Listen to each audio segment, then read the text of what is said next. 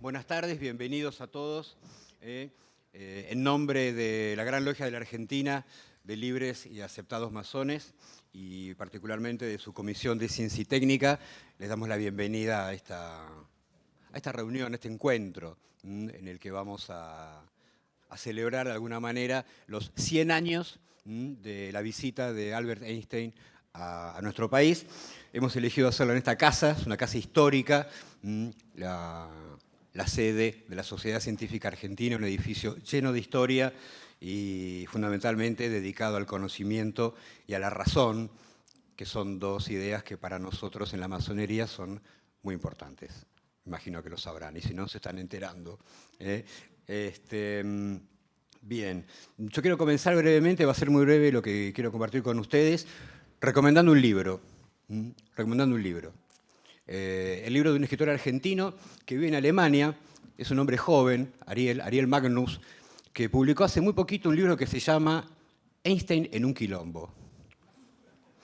Sí, la palabra, que es de origen africano, en realidad remite a una situación prostibularia. Pero lo que hace Ariel Magnus en ese libro, básicamente, es un recorrido novelado, pero no del todo novelado, por la presencia de Einstein durante el tiempo que estuvo, durante ese casi mes que estuvo aquí en la Argentina. Y es muy interesante porque es una aproximación muy humana a la figura de Einstein, que vino acompañado de su esposa, su segunda esposa, que era su prima también. En ese sentido, Einstein también fue pionero en materia de casamientos y de sentimientos. Así que es interesante ese lado humano que hoy también vamos a recorrer, por supuesto, a lo largo de las charlas que vamos a compartir. Y, ¿qué te puedo decir? Si alguien tiene ganas y anda por el barrio de Belgrano, puede acercarse hasta la esquina de Zabala y Villanueva. Ahí está la Embajada de Australia y podés preguntarte qué me importa. Y la respuesta es muy simple. Ahí fue donde se alojó Einstein durante su presencia en la Argentina, en el barrio de Belgrano, casa que era de la familia Wasserman, o Wasserman, como quieras escribirlo o mencionarlo. Fue quienes lo alojaron durante ese periodo. Einstein se llevó de Buenos Aires un recuerdo muy grato del Café Tortoni y de la casa de fin de semana de los Wasserman en la localidad de Lavallol, porque, vamos a decirlo de manera elegante, le cargaron un poco la agenda para ser elegantes. Y bueno, de todo ese recorrido, de todo ese mes que él pasó aquí en la Argentina y la cantidad de charlas y conferencias y exposición pública que tuvo, seguramente nos vamos a ir enterando de algunas cosas a lo largo de la tarde de hoy, pero esas dos recomendaciones valen la pena por ahí para llevarse un datito poco común. ¿Sí? Bien, le vamos a ceder la palabra ahora, inmediatamente, a Mariano Cravedi, al contador Mariano Cravedi. Mariano, por favor. Mariano Cravedi es el presidente de la Comisión de Ciencia y Técnica de la Masonería y es uno, por supuesto, de nuestros anfitriones principales. Mariano. Gracias, Diego. ¿Te lo saco? Buenas tardes a todos. Bienvenidos a la Casa de la Sociedad Científica Argentina. Es una alegría y un honor tenerlos a todos ustedes presentes y especialmente a los protagonistas de esta tarde, que vamos a comenzar ahora dentro de un poquito y que combina varias cosas esta tarde. Combina juventud, conocimiento, seriedad, honestidad y todo en torno a la figura, como nos decía Diego, de Einstein, conmemorando sus 100 años de visita a la Argentina. Einstein es una figura que evoca, que convoca y que convoca a construir en un mundo tan dividido, tan complejo y en un tiempo tan difícil como nos toca vivir. Einstein y todos los chicos y todos los expositores que vienen hoy amablemente a exponer con ustedes y transmitir el conocimiento y esa alegría que trae el optimismo que tenemos que tener en este mundo, es muy importante. Así que estamos muy contentos, muy felices de recibirlos y ahora le voy a pasar la palabra al ingeniero y amigo Enrique Dreyer, que es el presidente de la casa. Enrique. Bueno, Muchísimas gracias. Muy bienvenidos a nuestra sede de la Sociedad Científica Argentina. Fue creada por 5 estudiantes, encabezados por Stanislao Ceballos, en 1872. Tardaron mucho, un mes. En junio de 1872, al mes estaba creada la Sociedad Científica y eligieron como presidente al primer ingeniero que tuvo la Argentina, Luis Augusto Huergo. Y adivinen qué, era masón. Había sido iniciado en octubre de 1863, cuando tenía 26 años y todavía no era ingeniero. Y en un contexto muy particular. Sarmiento, que era el presidente en aquel momento, había hecho un censo y toda la población que había en la Argentina era 1.800.000 habitantes. Recién en 1870 terminó la guerra con el Paraguay. Para no ser menos, tuvimos 2 epidemias, la de cólera y la de fiebre amarilla, 1869 y 1871. Y no había plata tampoco. Sin embargo, se creó la Sociedad Científica Argentina. Por lo tanto, al final les voy a contar qué es lo que estamos haciendo ahora, pero realmente es muy importante reconocer que en aquel momento, que la Argentina era un país muy chiquitito, sin plata, se creó la Sociedad Científica Argentina. Así que muy bienvenido. Gracias, Enrique. Y como decíamos, bueno, nos convoca, nos va a transmitir hoy a través de los expositores ese espíritu fraterno, digno, honesto, de tratar, era un gran pacifista, lo dijo Diego hace un ratito, el valor de la palabra, nada más y nada menos que de un físico, de alguien que venía de las ciencias duras. Sin embargo, tenía una sensibilidad especial, y todos vamos a escucharlos en la segunda charla, tenía una sensibilidad especial por lo social, por lo humano. Tiene algunas frases fantásticas que lo vamos a escuchar en la segunda charla. Le voy a dar la palabra para cerrar esta apertura al expresidente de la Masonería Argentina, Jorge Clavero, un amigo y un hermano también. Jorge.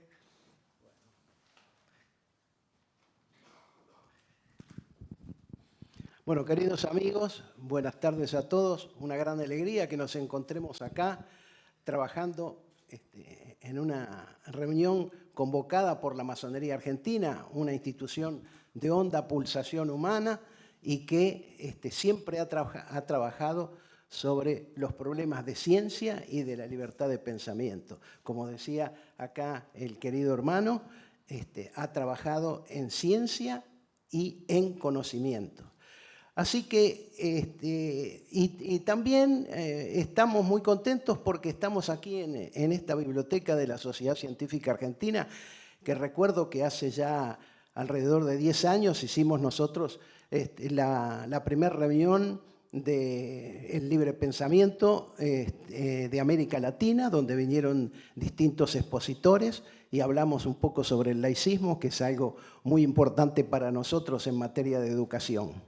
Así que conocemos esta sociedad, somos amigos de ella y bueno, y en nombre de la Masonería Argentina, de su gran maestre Pablo Lázaro, que hoy no pudo estar con nosotros, les damos la bienvenida para conocer un poco más de estos amigos que hacen tanto esfuerzo para difundir la ciencia tanto en nuestro país como en todo el mundo. Muchas gracias.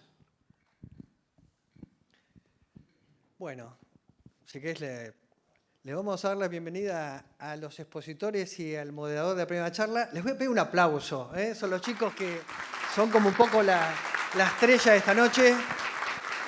Bienvenidos, chicos. Nos vamos felicitando que vienen caminando.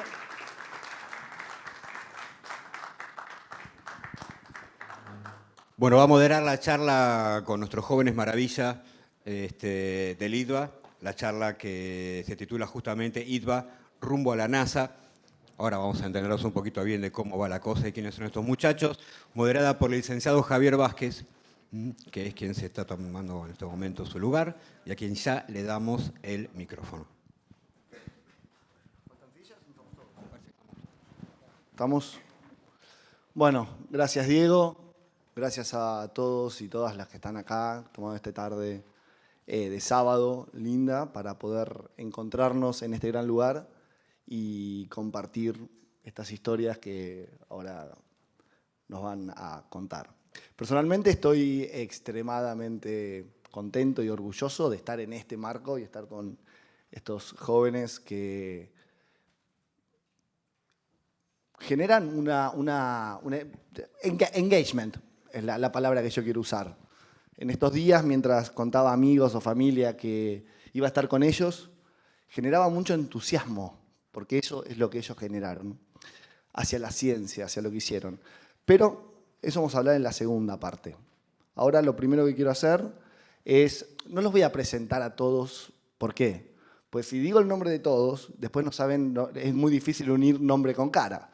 Así que ellos se van a ir presentando a medida que vayan tomando la palabra.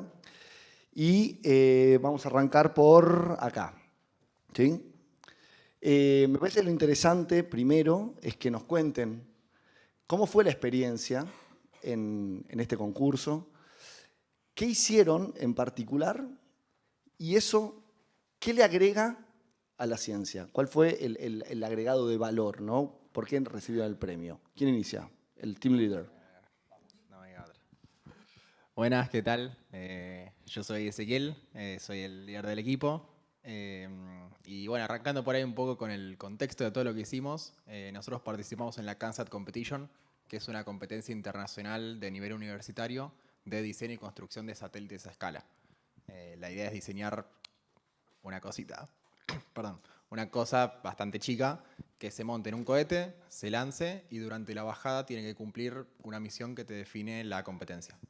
Este año se centraba en el desarrollo de un autogiro, que es un sistema como un helicóptero sin motor, que lo que te permite es bajar la velocidad y asegurarte de un descenso controlado. Y en la bajada también tenía que medir datos, mandarlo a tierra, graficar en tiempo real todo. Tenía varias cositas interesantes.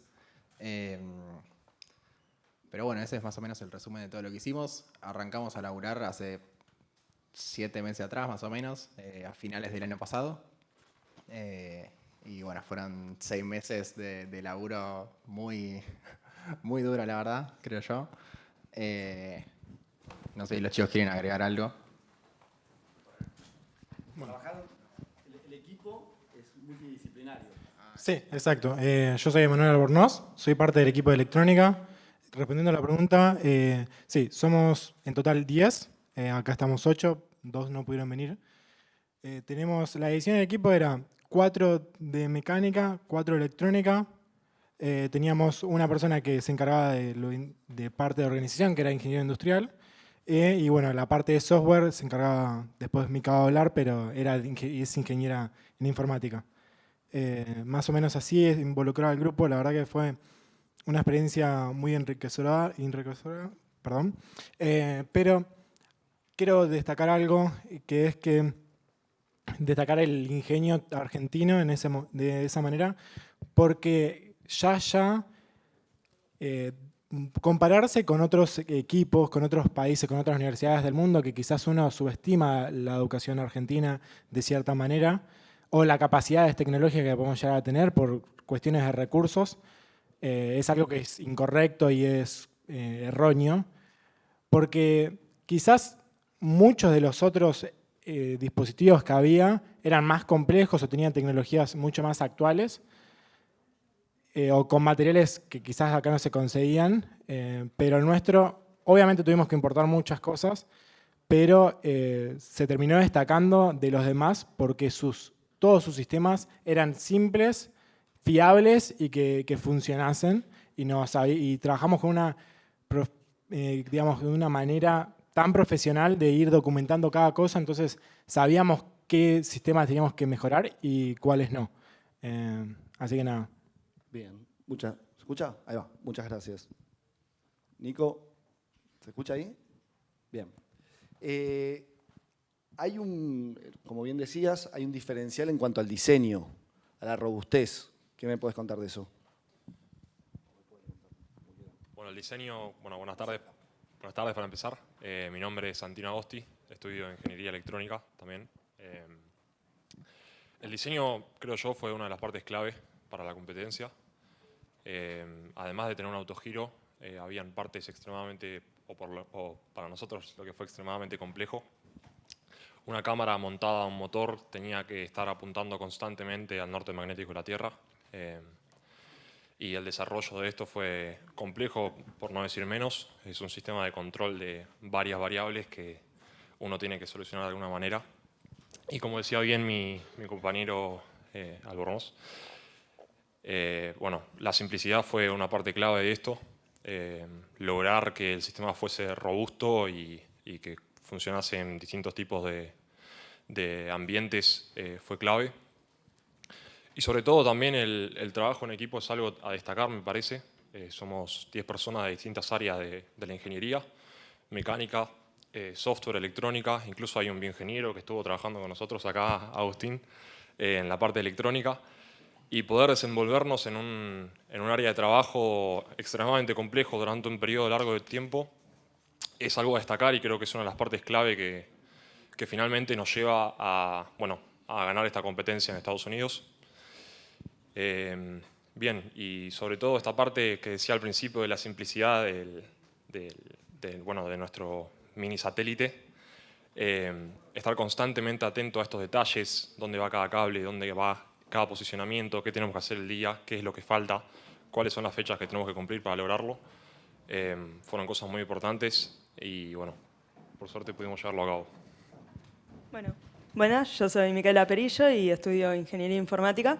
Creo que algo para destacar también, que creo que fue la decisión más importante que tomamos sobre el diseño, fue que para explicar un poco la misión, en un momento se tiene que separar el container del CANSAT, que se puede ver allá que está expuesto. Y todos los equipos decidían hacer esto de forma mecánica, ya sea con un servo, por ejemplo, que como el despegue es bastante brusco y violento, muchas veces se rompía. Nosotros, haciéndolo más simple y barato también, decidimos hacerlo con tanza y simplemente a cierta altura quemar la tanza, que es algo que no se puede romper porque es una resistencia común de las cuales llevamos un montón y es barato de probar, barato de hacer. Y bueno, que se haya separado nuestro CANSAT fue una de las cosas que nos destacó, porque un gran porcentaje de los que lanzaban no podían separarlo. Así que creo que ahí se puede ver que con decisiones más simples, sin hacerlo más complejo, termina saliendo mejor que los que trataron de hacer un subsistema mucho más difícil que no funcionó. Quiero agregar algo. La competencia se llama CANSAT porque lo que se busca es que se construya un satélite de un tamaño muy pequeño, como si fuera una lata, algo así. Originalmente, bueno, esta competencia tiene 20 años, más o menos, y originalmente tenía forma y tamaño de una lata. Mismo iba dentro de todo el cohete, o sea, realmente estaba enlatado el satélite. Y con el paso de los tiempos se fue evolucionando y fue cambiando hasta llegar a lo que es hoy, que es más o menos algo de 50 centímetros de largo, que no está ni cerca del tamaño de una lata y está casi afuera del cohete. Pero bueno, quedó el nombre y se hizo como mucho eco de eso del tamaño de la lata. Muy bien. Y escuchándolos, reflexionando en lo que fue su recorrido, ¿pueden identificar algo en este trabajo interdisciplinario que llevaron con los problemas, que digamos, presupuestarios, con la búsqueda de soluciones baratas y eficientes? ¿Algo que ustedes puedan remarcar en ese sentido? Digo, la ciencia muchas veces propone grandes soluciones, pero las herramientas son escasas o los recursos son escasos. ¿Pueden identificar algo de eso? O por ejemplo la tanza. Bueno, ¿cómo fue ese descubrimiento? No sé quién quiere... Dale. Hola, bueno, me presento. Yo soy Tomás Martí, estudiante de Ingeniería Mecánica. Y bueno, respondiendo a lo que decías, sumando también a la simplicidad de nuestro diseño, nosotros creo que lo que aportamos como algo novedoso, algo que rompió con lo que estaba estructurado en la competencia, fue también prototipar mucho, probar las cosas. Eso desde un principio lo llevábamos a cabo, porque hay cosas que por ahí uno en el papel, cuando lo diseña en una computadora, uno no termina de saber si esto va a funcionar. Y eso yo siento que fue muchos de los otros equipos que fueron con el plano y armarlo y probarlo recién en el momento. Nosotros prototipamos mucho, lo probamos y una vez que lo ves, ahí empiezan a fallar las cosas. Ahí es donde empieza a encontrarse con problemas uno y buscar formas de resolver esos problemas como equipo. También el hecho de que sea una competencia así con muchas diferentes especialidades, como son electrónica, mecánica, ese trabajo interrelacionado entre todas es lo más difícil, porque es como que uno intenta armar la parte de mecánica, yo soy mecánica, y tiene que combinarla con lo que es electrónica y adaptarse a lo que el otro le está diciendo. Yo creo que armar ese equipo desde un principio, que haya buena comunicación, eso fue lo que nos diferenció.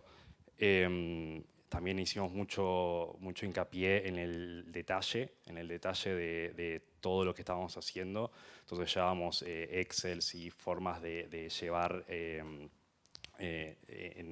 escribir todo lo que estábamos haciendo como para decir, bueno, hasta acá llegamos bien, esto lo cumplimos.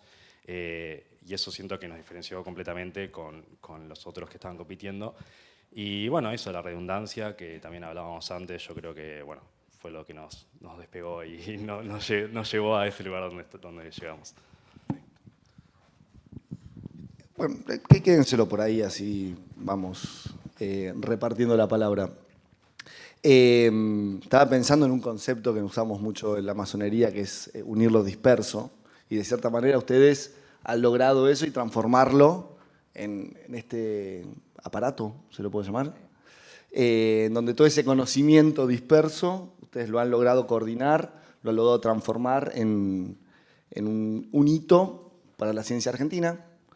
Y esto creo que no me lo respondieron. ¿Cuál es el agregado de valor digamos, cuál es el diferencial que le permite o qué le agregaron a esta búsqueda de aeroespacial? ¿No? Digamos, ¿qué problemas solucionaron? Qué pregunta difícil. Sí. No, a ver, como tal, en realidad no sé si resolvimos un problema. Creo que la idea de la competencia más que nada es participar y bueno, cumplir con la misión. Pero sí siento que suma muchísimo el participar en estas cosas porque ya te permite enfrentarte a problemas de la realidad que normalmente no te enfrentás. Por ejemplo, un gran problema siempre en la industria aeroespacial es el peso, porque es caro mandar 1 kilo de masa al espacio. Y una de las mayores restricciones que teníamos en esta competencia era el peso. Tenías que estar en 1,4 kg más o menos 10 gramos. Y con esos 10 gramos es complicado el intervalo. Entonces, todo el tiempo estábamos diciendo, che, ¿dónde le podemos sacar más a esto? ¿Dónde podemos recortar un poco? Y con el límite también de decir, che, esto tiene que aguantar también. Entonces, no puedes hacer algo muy fino. Y esas cosas no te las da solo la facultad por ahí. Entonces, participar en estas cosas creo que te suma eso, el de valor agregado. A mí me gustaría remarcar algo con respecto a eso, que un diferencial, creo, me parece a mí, ya lo dijimos también en varias charlas, es que quizás a veces uno escucha, bueno, la juventud americana o la juventud china logra todos estos hitos, y es importante remarcar que no es solamente Estados Unidos, no solamente China, no solamente Europa, estamos acá nosotros 8, somos 10, que bueno, fuimos a competir y efectivamente ganamos. Y somos solamente un ejemplo de lo que me parece que hay muchísimas más personas, muchísimo más talento, muchísimo más conocimiento para aplicar y bueno, nada, para mostrar que efectivamente tenemos para competir y mucho más. No, bueno, mi nombre es Agustín Martínez Hart, soy estudiante de bioingeniería en el ITBA también. Primero, nada, agradecer la invitación, hago ahí el agradecimiento por todo el equipo, que tengan una buena tarde todos. Yo quería agregar que a mí me pareció muy importante en esto de qué problema uno resolvió.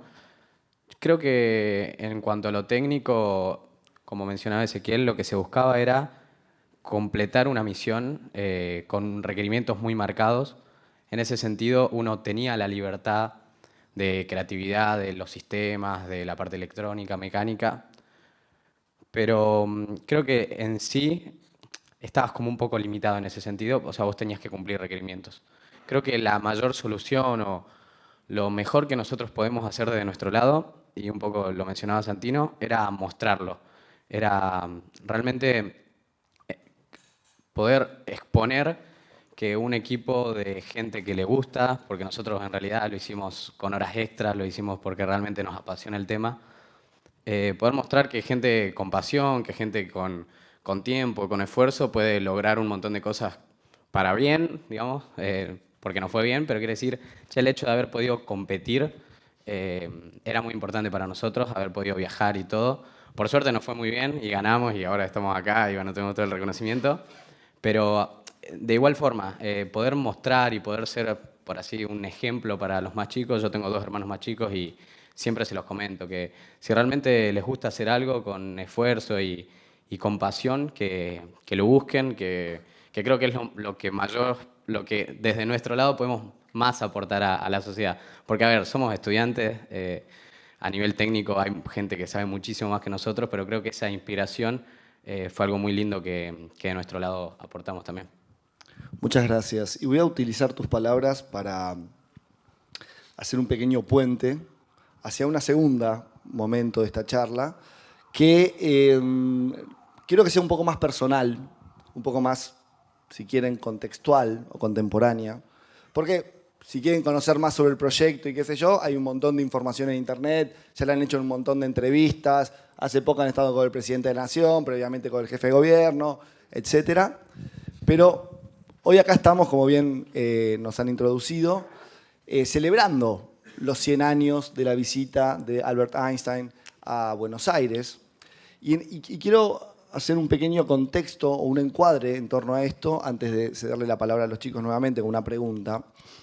¿Por qué vino Albert Einstein a Buenos Aires?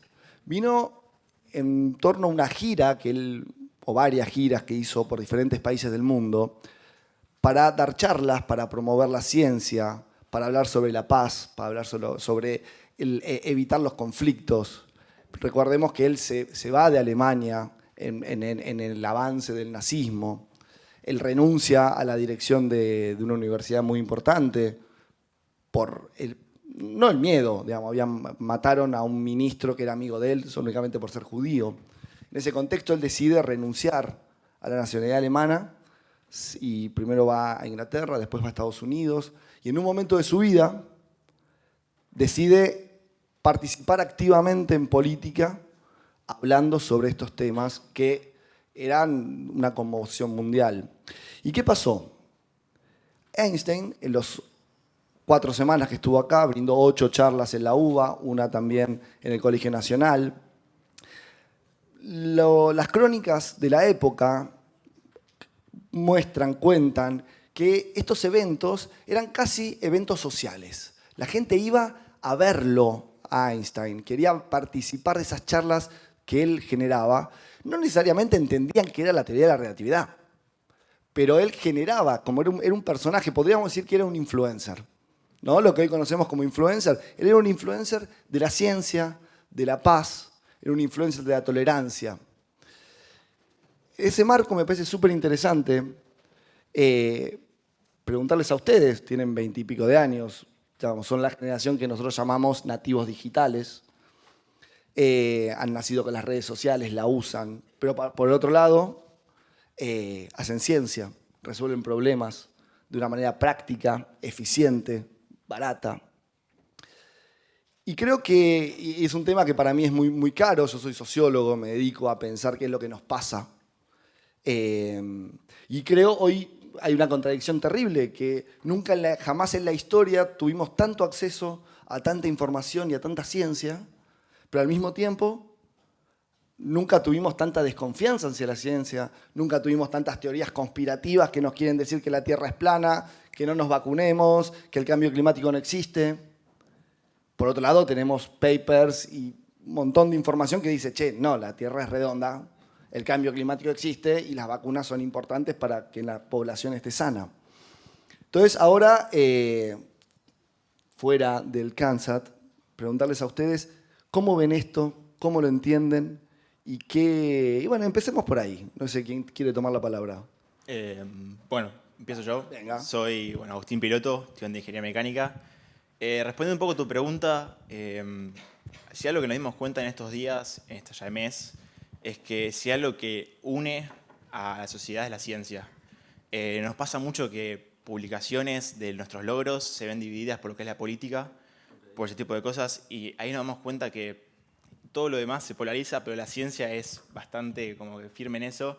Entonces, entendemos que en estos tiempos hay muchas teorías de muchas cosas, la gente tiende a querer crear conflictos y nosotros estamos muy orgullosos de que estas cosas nos unan primero como país y segundo como personas.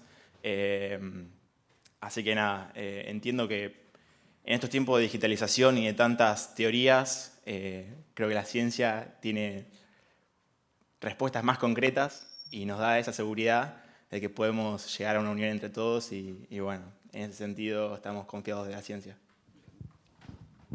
¿Qué tal? Mi nombre es Rafael Dal Soto, estudio Ingeniería Electrónica, estuve a cargo del equipo de electrónica y software.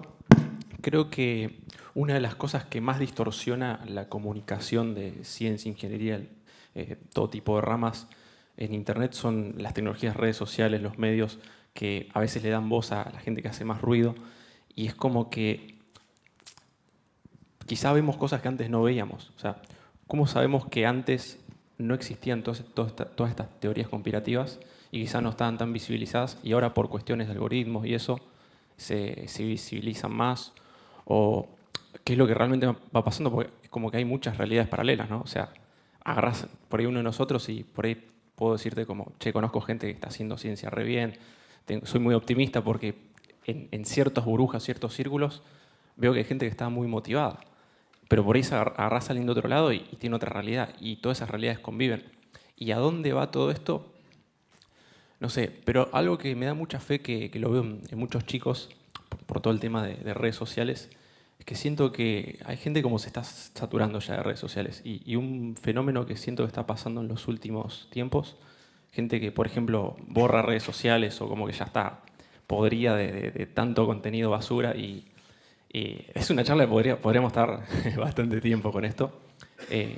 También hay cuestiones de la vocación, o sea, de cómo haces para que en vez de que los chicos se maten por promedio, que eso llega a veces a que alguien se machetea, ¿no? Porque el incentivo es la nota, y que no esté tanto en aprender y en entender temas.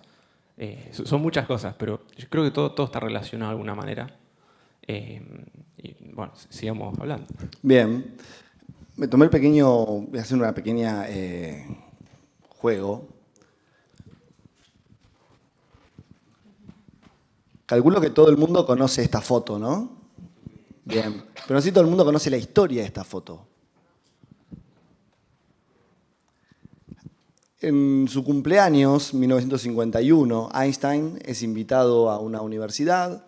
Afuera lo esperaban un montón de fotógrafos que le querían hacer preguntas. Y él odiaba que le hagan preguntas. Los fotógrafos le hacían preguntas tontas, ¿no? Y él quería hablar de teoría de relatividad.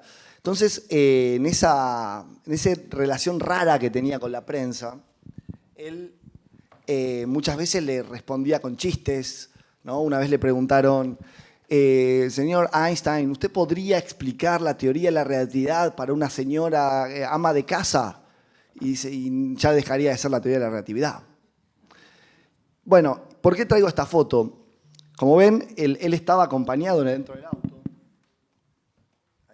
Él estaba con su esposa y con el director de la universidad, y los fotógrafos le insistían, una foto, una foto, una foto. Y él decidió hacer este gesto, y la foto que conocemos, él mismo la recortó y la usaba como postal para las Navidades, para los cumpleaños de sus amigos. ¿Sí? Quiere decir que él se transformó en un meme, adrede, porque él entendía el poder que tenía de comunicar. ¿Sí? ¿Y a dónde conecto esto? La ciencia es una de las instituciones de la democracia. Tenemos el poder ejecutivo, tenemos el poder legislativo, tenemos el poder judicial. Y la ciencia. Las instituciones de la democracia, las instituciones liberales de la democracia, de cierta manera construyen lo que es cierto. Digo, ¿quién construye la verdad si no es la ley, si no es la justicia, si no es la ciencia? pero al mismo tiempo vemos cómo están todas en tela de juicio, ¿no? Que la justicia no funciona, que los diputados son vagos, que la ciencia nos miente o nos engaña y tal. Entonces, acá les retruco y quiero su opinión desde la juventud. Digo, mi hipótesis, hay que actualizar los discursos, hay que vincularnos, hay que generar otro engagement, acercar la ciencia a la ciudadanía, para que la gente se vuelva a enamorar de la ciencia como se enamoró con Einstein, quizás el científico pensador más importante del siglo XX, ¿no? Pero tan complejo que la gente en verdad no entendía de qué hablaba, pero por estas cosas creo que generó empatía. Bueno, ¿cómo ven eso ustedes y qué se les ocurre que, no sé si podemos hacer, pero bueno, quizás nos dan un poquito de luz a nosotros que ya estamos un poquito más grandes, hacia cómo poder aportar a esto? Yo creo que uno puede como elegir distintos caminos, dar mensajes discursivos que llegan como llegan, pero lo que más le llega a la gente es transmitir pasión. Cuando uno empieza a hablar algo que realmente le apasiona, y ahí es como que llega un mensaje que va más allá de la información.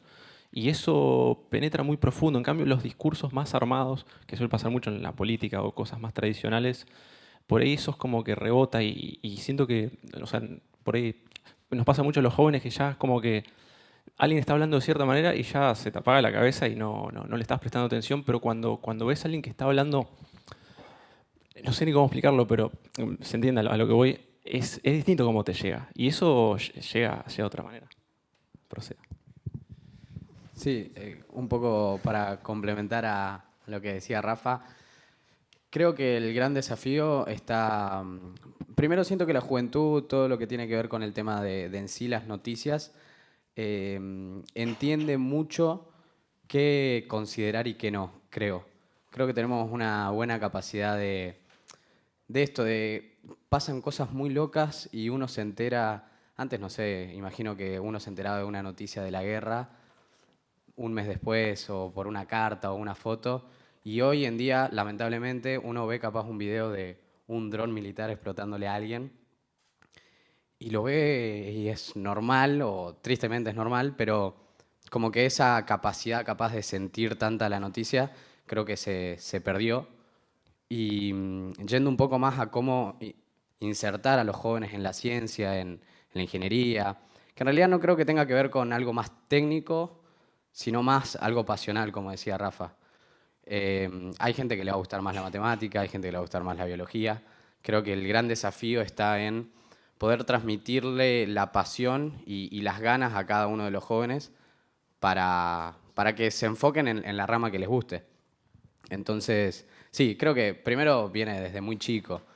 Emma comentaba el otro día que él fue a una escuela técnica y ya desde chico uno te marca, porque si vos vas a una escuela técnica, después es muy probable que capaz vayas para el lado de las ingenierías.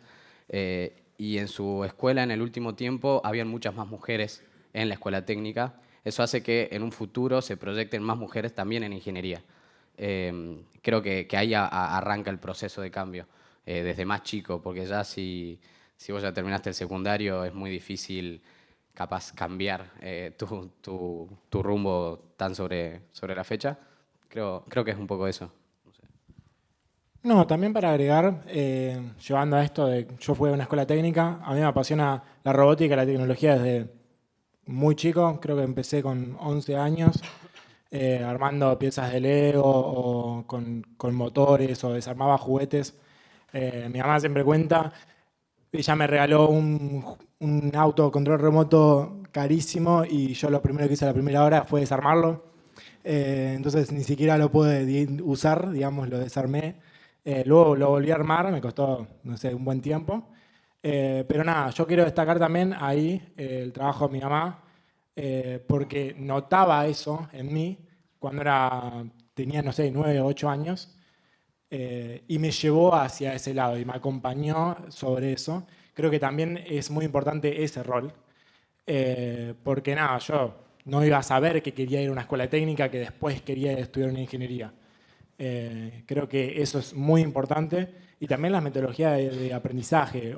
Yo también fui a una escuela muy especial que teníamos una metodología de aprendizaje basada en proyectos. Entonces, no es que aprendíamos con una persona en un pizarrón como se entiende o como se piensan hace mucho tiempo, sino que planteábamos una problemática. La primera que tuve, por ejemplo, fue cómo hacer un mejor sistema de evacuación para la escuela, y teníamos que pensar con los conocimientos que teníamos qué sistema podemos hacer, y arriba de eso aprendíamos. Yo soy electrónico, arriba de eso aprendíamos sobre digitales para ver las lógicas, sobre analógica para saber cómo conectarlo o lo que fuese, sobre programación, y todo en base a un proyecto, a algo que te motiva a aprender. Creo que eso es algo que se puede destacar y que se debería buscar.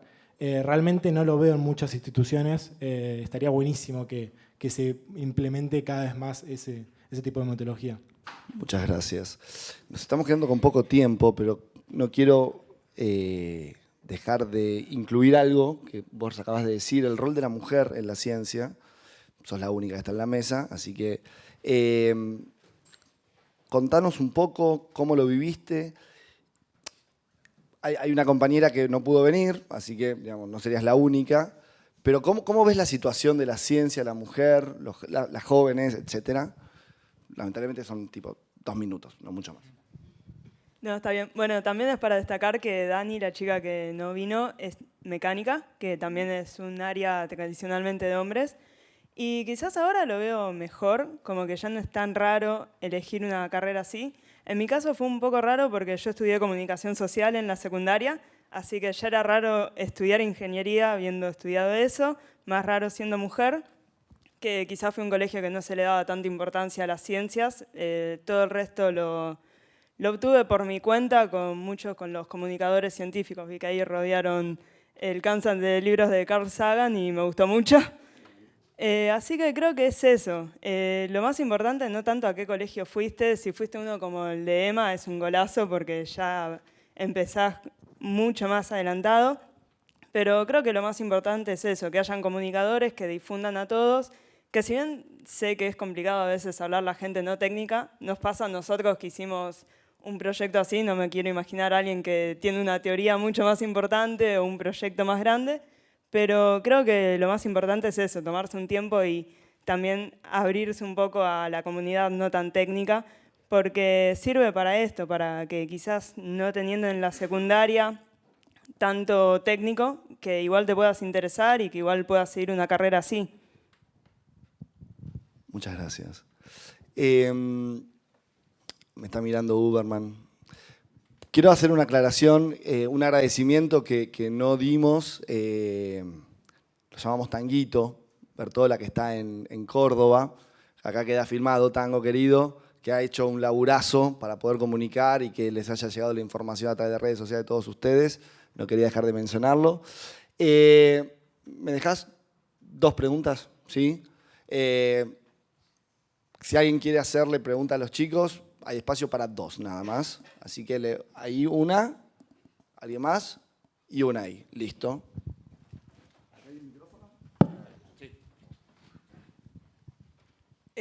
Primero felicitarlos como ex estudiante de la Universidad de Buenos Aires y preguntarles de qué instituciones vienen del terciario y qué opinan todos sus compañeros y todos sus profesores en cuanto a este ideal para el sistema educativo argentino, este premio para el sistema educativo argentino. Muchas gracias. Hola, yo fui a la Escuela de Agricultura en General Villar Mendoza. Es de una escuela técnica, pero gestionada por la Universidad de León Cuyo. Yo fui a la Escuela Técnica Roberto Roca, en Campana. Yo fui al ILSE, que pertenece a la UBA. Yo fui al Colegio Guadalupe, igual que mi hermana, que es uno de los que no pudo venir, acá en Capital. Yo fui a la Escuela Argentina del Oeste y a la UBA. Yo fui al San Jorge Norte. Yo fui al Colegio Calasanz. Yo fui al Colegio San Agustín, también con mi compañera Daniela, que bueno, no pudo venir hoy. Yo fui a la Escuela Técnica número 3 de Zárate. ¿Cómo ven el sistema? ¿Cómo era? Perdón. Esta vivencia suya, ¿sí? Con todos los profesores que lo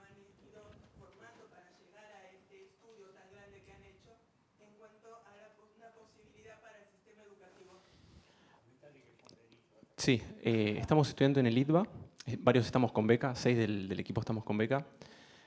Hay un proceso que se está dando en las últimas semanas que no somos el único proyecto en el tema aeroespacial y hay algo que se está dando también con la astronauta que quedó seleccionada por la CONADE, Noel de Castro. Hay algo que está pasando, todavía creo que es prematuro como decir va a pasar esto, pero algo bueno está pasando. Siento que hay como más, veo muchos chicos que por ahí aparecen en redes sociales que postea Noel que están motivados por el tema aeroespacial. También es una industria que está creciendo mucho. Algo se está dando. ¿Qué es? Invéntenle un nombre, no sé, pero algo bueno está pasando, eso sí. Está creciendo la comunicación. Sí. Bueno, yo también felicitarlos, lo primero que uno tiene que hacer en estos casos, ¿no es cierto? Pero además sacarse alguna curiosidad. Y la primera es, bueno, ¿cuánto costó esto desde el punto de vista de los recursos, ¿no? ¿Y cómo lo financiaron? Si se los proveyó, digamos, la institución, en este caso el ITBA. La segunda es si había alguna otra institución argentina compitiendo. Yo que soy egresado de la Facultad de Ingeniería me pregunto si no participó la de Buenos Aires, digo, ¿no?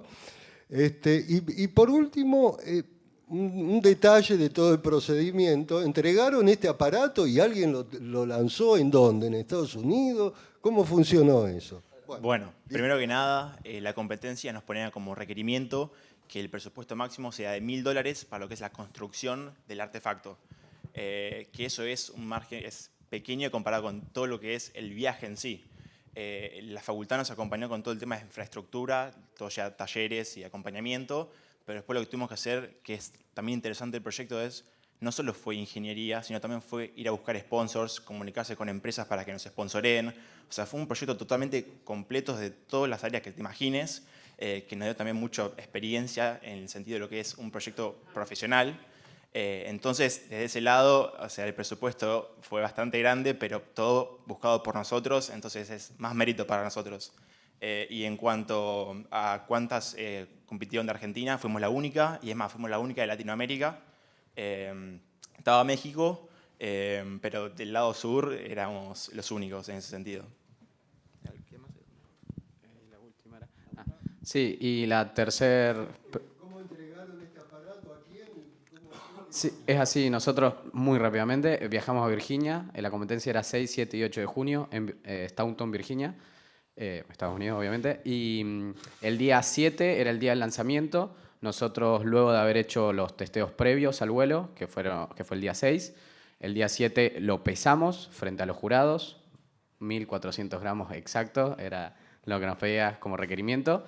Y lo entregas al jurado, digamos, y queda ahí hasta el momento en el que nos toca hacer el lanzamiento. Era como por turnos y nada, nos los daban. Nosotros lo colocábamos en el extremo superior, digamos, del cohete y ahí quedaba. Y ahí rogábamos que todo funcionara. Hicieron el conteo y nada, fue verlo lanzar y a partir de ahí el descenso y todo lo que ocurrió después de la toma de datos y la presentación de los resultados.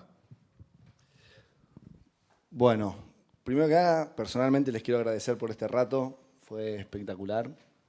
¿Les damos un aplauso?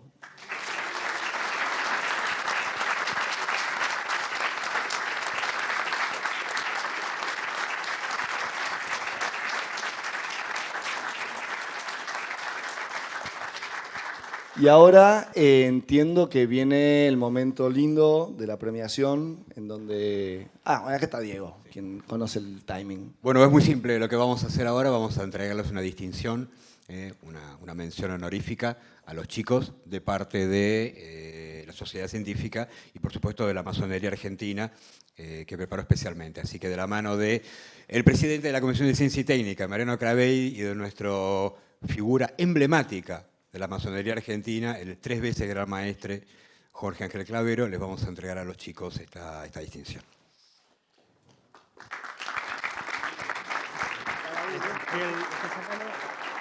¿El nombre? El nombre. Ezequiel. Dejarlo dentro del sobre porque si no... Sí, sacalo.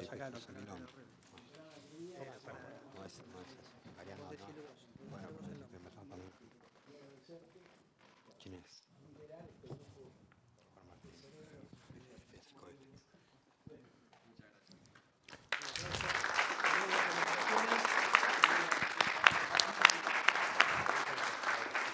Juan Martínez Hert.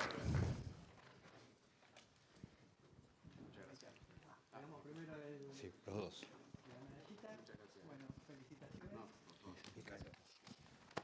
Y nos sacamos una fotito acá con... Un aplauso para... Micaela Perillo.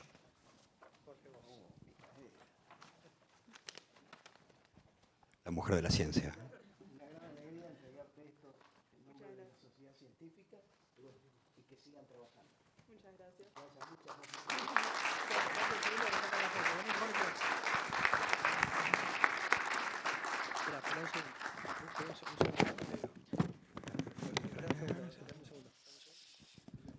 Vamos a hacer un pequeño... Rompemos el protocolo, total, estamos acá en casa. Y una anécdota que vale la pena, la pasión que lo escuchaba uno de los chicos de cómo toman las cosas.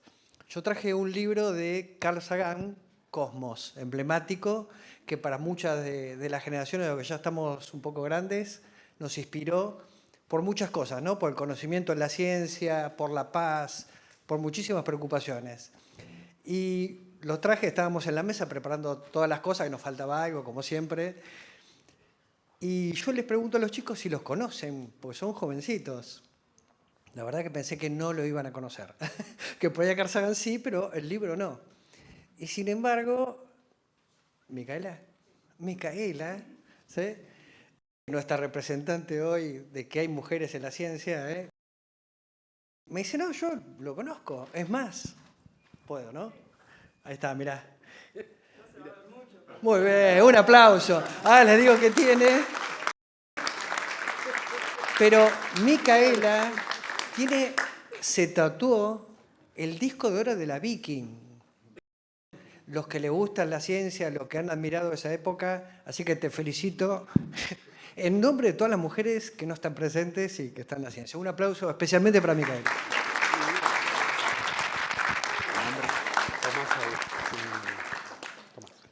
¿Tomás? Tomás, me parece que es, ¿no? Es Tomás.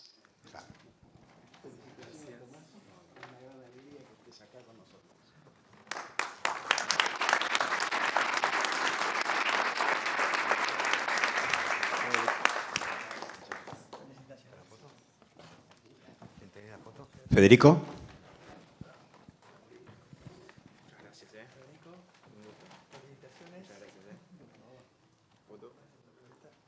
Jorge.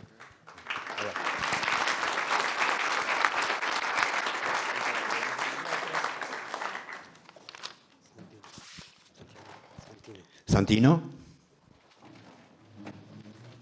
Andiamo subitamente, Santino.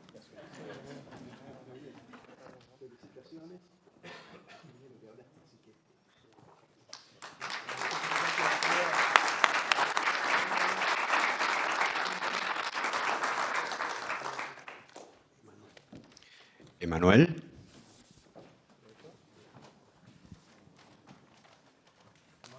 Felicitaciones. Muchísimas gracias. Muy bien.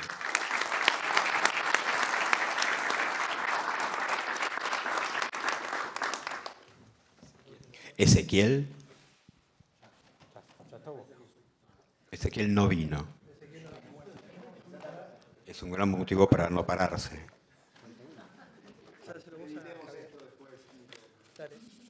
¿Quién nos está quedando? Javier Vázquez nos está quedando.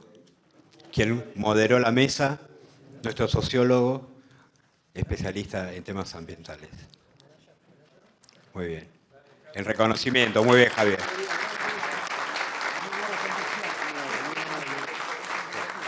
¿Están todos los chicos?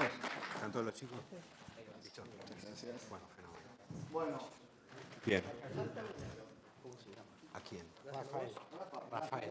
Y Rafael, justo Rafael, uno de los más elocuentes científicos de la noche. Faltaba Rafael, gracias. Ahí está. Rafael, Recibilo, por favor. felicitaciones.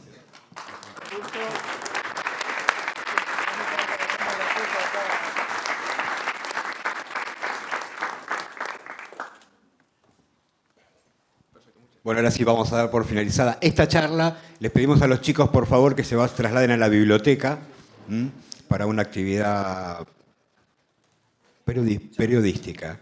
A la biblioteca adelante, por favor. Los despedimos con un aplauso, por favor. Gracias. Felicitaciones. Felicitaciones.